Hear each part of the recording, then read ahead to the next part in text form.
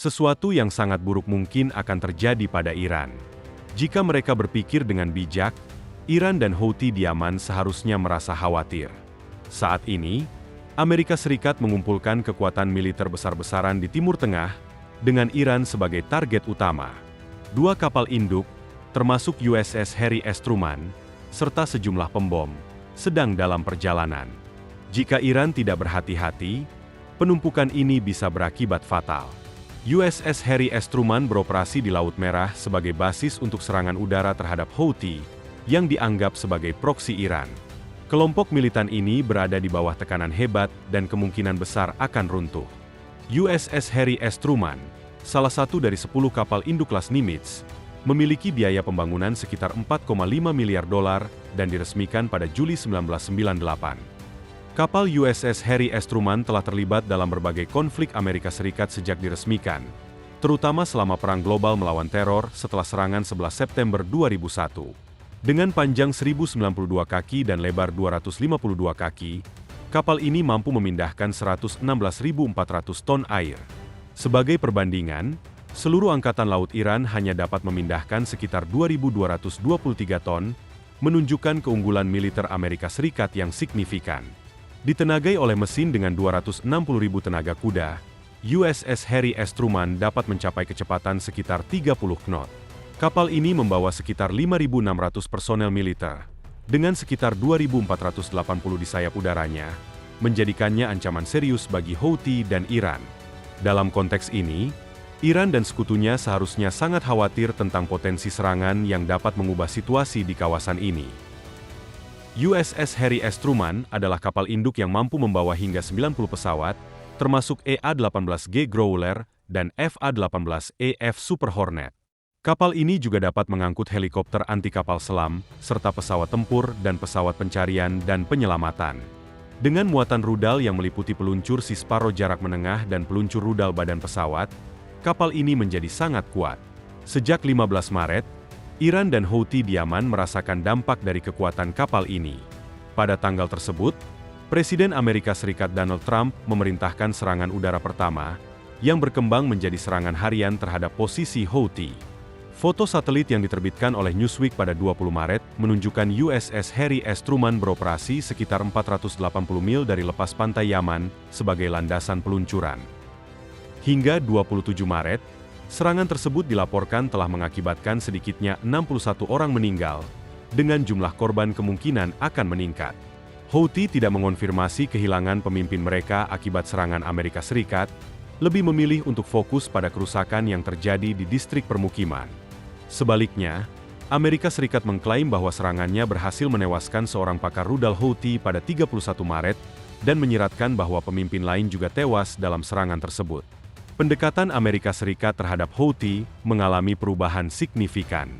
Mike Waltz, penasihat keamanan nasional Amerika Serikat, menyatakan bahwa serangan ini bukan hanya tindakan yang sia-sia, melainkan respons besar yang menargetkan banyak pemimpin Houthi. Ini merupakan berita buruk bagi Iran, yang bergantung pada Houthi untuk memproyeksikan pengaruh di Yaman dan Laut Merah. Keadaan di Houthi semakin memburuk. Jika satu kapal induk dapat menyebabkan kerusakan sebesar ini, kehadiran dua kapal induk, termasuk USS Carl Vinson yang baru saja dikirim untuk mendukung USS Harry S. Truman, akan memperburuk situasi lebih lanjut.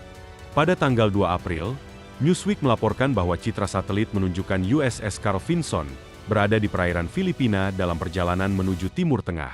Ini merupakan berita penting, mengingat kapal induk tersebut sebelumnya bertugas di Pasifik untuk mencegah pengaruh Tiongkok. Kehadiran USS Carl Vinson di Laut Merah menggandakan kapasitas angkatan laut dan udara di kawasan tersebut. Sebagai kapal induk kelas Nimitz, USS Carl Vinson memiliki spesifikasi yang sama dengan USS Harry S. Truman, termasuk jumlah pesawat yang dapat diangkut. Dengan dua kapal induk ini, Houthi kini menghadapi potensi serangan dari hingga 180 pesawat Amerika, meningkat dari 90 pesawat sebelumnya. Ini menunjukkan bahwa serangan udara Amerika Serikat di Yaman akan semakin meningkat. USS Carl Vinson juga dilengkapi dengan setidaknya satu jet tempur F-35C, memberi Amerika Serikat lebih banyak pilihan untuk serangan yang sulit terdeteksi. Kapal induk ini disertai oleh dua kapal perang lainnya, USS Terret dan USS Princeton, yang semakin memperkuat kekuatan Angkatan Laut Amerika Serikat di kawasan tersebut. Amerika Serikat juga mengirimkan USS Nimitz, kapal induk tertua, untuk mengisi kekosongan di Pasifik yang ditinggalkan oleh USS Carl Vinson. Meskipun USS Nimitz tidak akan difokuskan di Timur Tengah saat ini, keberadaannya di Pasifik memungkinkan pemindahan kapal tersebut jika situasi dengan Iran memburuk. Kehadiran kapal-kapal induk ini merupakan berita buruk bagi Iran. Houthi telah lama bertindak sebagai proksi Iran di Timur Tengah. Sejak 2011, Iran telah mendukung kelompok militan ini yang berhasil menggulingkan pemerintah Yaman yang diakui secara internasional pada 2014. Dukungan Iran memungkinkan Houthi menjadi kekuatan utama dalam krisis Yaman. Dipercaya bahwa dukungan ini dimulai pada tahun 2009 dengan Houthi menerima senjata, termasuk pesawat nirawak dan rudal dari Iran. Hubungan ini memungkinkan Iran memanfaatkan Houthi untuk tujuan geopolitik. Hal ini terlihat jelas di Laut Merah, di mana Houthi pertama kali membajak kapal komersial pada November 2023. Sejak saat itu, Houthi telah meluncurkan lusinan serangan rudal dan drone ke kapal-kapal yang berlayar di Laut Merah, menenggelamkan setidaknya 2 kapal, menyita 3 kapal, dan menewaskan sedikitnya 4 awak kapal. Houthi mengklaim bahwa serangan di Laut Merah dilakukan untuk mendukung Hamas di Gaza, yang merupakan salah satu proksi Iran lainnya. Dukungan ini mencerminkan strategi Iran dalam memperluas pengaruhnya di kawasan melalui kelompok-kelompok militan. Kondisi Iran saat ini semakin memburuk karena beberapa faktor. Hamas masih terlibat dalam perangnya dengan Israel, sementara Hizbullah, yang merupakan proksi Iran lainnya, juga terlibat dalam konflik. Sementara itu, Amerika Serikat bersikeras untuk memusnahkan Houthi di Yaman. Semua ini menyebabkan Iran kehilangan proksi yang selama ini diandalkannya. Selama bertahun-tahun, Iran telah mengganggu keseimbangan kekuatan di Timur Tengah dengan mendukung kelompok-kelompok tersebut. Namun, dengan hilangnya kelompok-kelompok ini, pengaruh Iran di kawasan juga semakin memudar. Iran kini berada dalam posisi sulit, di mana mereka tidak dapat lagi menggunakan proksi untuk menyerang musuh-musuhnya secara tidak langsung. Serangan langsung terhadap Israel atau Amerika Serikat di Timur Tengah bukanlah pilihan yang diinginkan, karena hal itu hanya akan memberikan alasan serangan balik terhadap Iran. Pada 3 April, Telegraph melaporkan bahwa seorang pejabat senior Iran mengklaim bahwa negara tersebut telah menarik dukungannya dari Houthi. Pertemuan yang diadakan Iran saat ini didominasi oleh diskusi tentang Donald Trump, tanpa membahas kelompok-kelompok regional yang sebelumnya didukung. Pejabat tersebut menyatakan bahwa Houthi tidak akan mampu bertahan, dan masa depan mereka tampak suram.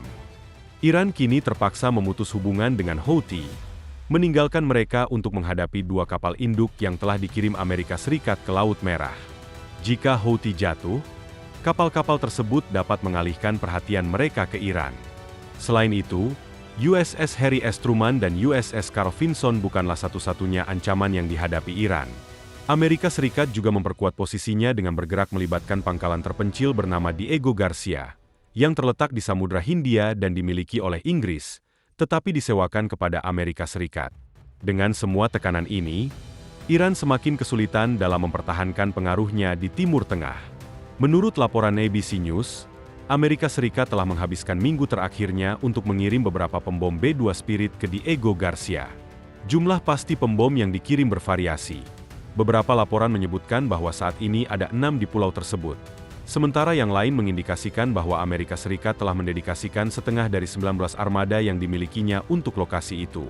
Langkah ini bertujuan untuk meningkatkan kehadiran militer Amerika Serikat di wilayah tersebut, memungkinkan serangan berkelanjutan terhadap target di Yaman, serta mengirim pesan tegas kepada Iran. Ketiga aspek ini menimbulkan kekhawatiran di pihak Iran, terutama pesan terakhir yang dianggap paling mengancam. Pengiriman B-2 ke Diego Garcia terjadi setelah Donald Trump mengirim surat kepada Iran, mengundang pemimpin negara itu untuk berdiskusi mengenai kesepakatan program nuklir baru. Iran menolak tawaran tersebut, menyatakan bahwa mereka tidak mempercayai Amerika Serikat untuk mematuhi kesepakatan apapun. Tanggapan Trump terhadap penolakan itu sangat jelas. Jika Iran tidak mencapai kesepakatan, akan ada pemboman yang belum pernah mereka lihat sebelumnya. Dengan pengiriman pembom B-2 ke Diego Garcia, Iran kini memiliki 2 alasan yang kuat untuk merasa khawatir. Ancaman nyata dari serangan udara dan fakta bahwa mereka tidak memiliki kemampuan untuk melawan ancaman tersebut. Pembom B-2 merupakan salah satu ancaman udara paling canggih yang dimiliki Amerika Serikat. Sebagai pembom siluman, B-2 dirancang untuk menghindari deteksi radar musuh dengan jangkauan hingga 6.000 mil laut. Ini memungkinkan pembom tersebut terbang dari Diego Garcia, menyerang target di Iran, dan kembali ke pangkalan dalam satu misi. Amerika Serikat juga telah mengirim tanker udara yang dapat mengisi bahan bakar B-2 di tengah penerbangannya. Dengan kecepatan subsonik yang hampir mendekati Mach 1 dan ketinggian terbang sekitar 50.000 kaki, B-2 telah terbukti efektif dalam berbagai operasi, termasuk selama operasi pembebasan Irak, di mana ia meluncurkan 22 serangan mendadak dan menjatuhkan lebih dari 1,5 juta pon amunisi. Pembom ini dapat dilengkapi dengan amunisi serangan langsung gabungan, bom luncur presisi, serta bom nuklir B-61 dan B-83, yang dapat digunakan jika Amerika Serikat memutuskan untuk mengambil tindakan drastis terhadap Iran. Selain itu, lokasi Diego Garcia di Samudra Hindia membuatnya sulit dijangkau oleh sebagian besar senjata Iran. Meskipun beberapa komandan militer di Iran mendorong untuk melancarkan serangan pendahuluan terhadap pangkalan tersebut, kenyataannya adalah bahwa banyak dari senjata yang dimiliki Iran tidak mampu mencapai lokasi itu. Dengan semua faktor ini, situasi semakin tidak menguntungkan bagi Iran. Iran terletak sekitar 2.358 mil dari perbatasan selatannya. Bahkan rudal balistik jarak jauh terjauh yang dimiliki Iran tidak mampu menjangkau sejauh itu, dengan jangkauan maksimum hanya 1.242 mil. Oleh karena itu, Iran harus meluncurkan rudal dari laut, yang menjadi pilihan sulit mengingat kehadiran kapal induk Amerika Serikat yang berpatroli di Laut Merah, serta di wilayah negara lain. Singkatnya, Iran tidak dapat menghadapi ancaman dari pembom B-2. Dengan kehadiran USS Harry S. Truman dan USS Carl Vinson, Iran kini menghadapi kenyataan bahwa pengaruh regionalnya semakin menurun, sementara Amerika Serikat mengepungnya dengan kekuatan militer. Ancaman terhadap Iran muncul akibat penolakannya untuk menandatangani perjanjian nuklir baru dengan Amerika Serikat. Situasi ini memicu penumpukan militer besar-besaran di Timur Tengah, menempatkan negara tersebut dalam ancaman serius.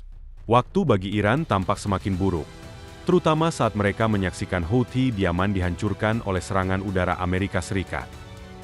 Iran juga tidak dapat berbuat banyak mengenai situasi yang dihadapi oleh Hamas di Gaza. Pada akhir Maret, Israel memulai operasi darat penuh di Gaza yang bertujuan untuk menghapus sisa-sisa Hamas. Israel mengklaim telah menghabisi antara 17.000 dari 25.000 hingga 30.000 militan Hamas, mengurangi kekuatan kelompok tersebut menjadi sekitar sepertiga dari sebelumnya. Ini mencerminkan melemahnya pengaruh Iran di Timur Tengah.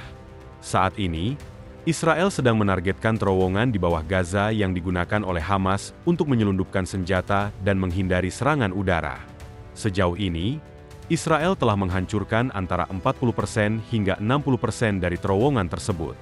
Fokus baru ini dapat membuat jaringan bawah tanah yang besar menjadi tidak berguna, memaksa anggota Hamas yang tersisa ke permukaan, di mana mereka rentan terhadap serangan udara dan operasi darat Israel yang diperbarui. Presiden Trump mendukung peningkatan serangan Israel terhadap Hamas, sesuai dengan pernyataan Sekretaris Pers Gedung Putih, Caroline Leavitt. Ia mengungkapkan bahwa Presiden telah menegaskan dengan jelas kepada Hamas, bahwa jika mereka tidak membebaskan semua sandera, konsekuensinya akan sangat serius. Situasi ini juga mengingatkan pada kesalahan Hamas ketika mereka melancarkan serangan brutal terhadap Israel. Pada tanggal 7 Oktober, Leavitt menyampaikan bahwa Trump sepenuhnya mendukung tindakan Israel di Gaza. Hal ini menunjukkan bahwa keadaan semakin memburuk bagi Iran. Iran kini tidak hanya menghadapi tekanan besar dari penumpukan militer Amerika Serikat di Laut Merah dan Diego Garcia, tetapi juga harus berhadapan dengan pemerintahan Amerika Serikat yang mendukung pemusnahan salah satu proksinya. Jika Iran mencoba membantu Hamas, seperti yang dilakukannya pada tahun 2024 dengan beberapa serangan rudal, hal itu hanya akan mempercepat kemarahan AS terhadapnya. Kini, Iran praktis dikelilingi oleh kekuatan senjata AS yang luar biasa, yang tidak dapat dipertahankan. Iran tidak memiliki kemampuan untuk menyerang Diego Garcia secara konsisten, dan kehadiran dua kapal induk AS di Laut Merah jauh, lebih dari sekadar tandingan untuk aset Angkatan Laut Iran. Kapal-kapal ini juga mampu menembak jatuh pesawat tak berawak dan rudal Iran dari langit. Pertahanan udara Iran, yang mencakup sistem S-300 buatan Rusia, mungkin dapat menghentikan beberapa bom dan rudal Amerika Serikat. Namun, Sistem ini tidak cukup untuk menghentikan serangan udara pemboman yang lebih luas. Selain itu, serangan udara Amerika Serikat melawan Houthi menghambat Iran dalam menggunakan kelompok tersebut untuk menciptakan masalah dalam pengiriman komersial atau mengendalikan Yaman. Sementara itu, serangan terhadap Hamas dan Hizbullah membuat kelompok-kelompok ini semakin lemah. Permainan proksi yang dijalankan Iran pada akhirnya merugikannya. Sebelumnya, Iran bergantung pada kelompok-kelompok yang didanai dan dilatihnya untuk melakukan tugas-tugas sulit. Kini, Iran terpaksa berada dalam posisi di mana ia harus menyerah pada tuntutan Trump atau mempertahankan diri dengan militer yang tidak mampu melawan sebagian kecil pasukan Amerika Serikat di Timur Tengah saat ini. Pengaruh militer Iran di kawasan itu mulai lepas dari genggaman. Apapun pilihan yang diambil Iran, baik untuk berperang maupun bernegosiasi, beberapa bulan ke depan, bahkan mungkin bertahun-tahun, akan menjadi masa yang sangat sulit bagi negara tersebut. Akhirnya muncul sebuah pertanyaan yang menarik. Apakah ada cara bagi Iran untuk mendapatkan kembali pengaruhnya yang hilang, terutama terkait dengan proksinya di Suriah? Akankah Trump menindaklanjuti ancamannya untuk mengebom Iran?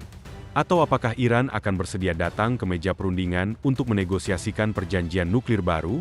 Dan apakah Iran mampu mempertahankan diri dari ancaman yang mengelilingi perbatasannya? Beritahu kami pendapat Anda di kolom komentar di bawah. Jangan lupa untuk like, subscribe dan aktifkan notifikasi pada video ini, agar tetap mendapatkan informasi terbaru tentang perkembangan situasi konflik di Timur Tengah yang sedang berlangsung. Terima kasih telah menonton dan sampai jumpa di video berikutnya.